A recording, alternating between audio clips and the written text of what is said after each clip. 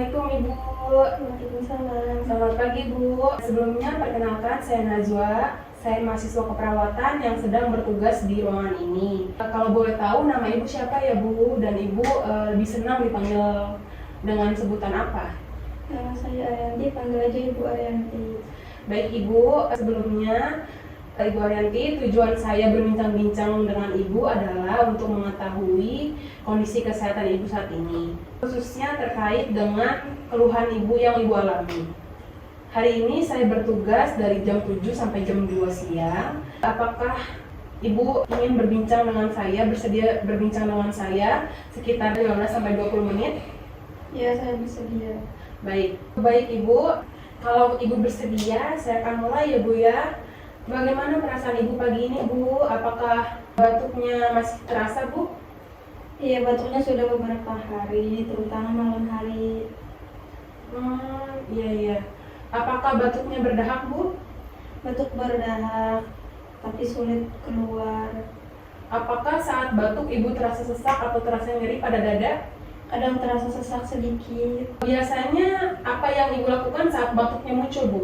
Saya minum air hangat, tapi darahnya tetap tidak keluar.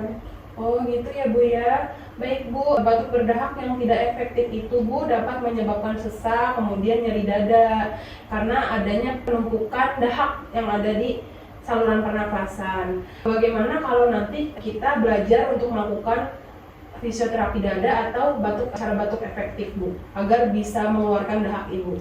Baik, saya mau belajar. Baik Ibu, bagaimana Bu perasaan Ibu setelah berbincang dengan saya mengenai tentang batuk yang Ibu alami?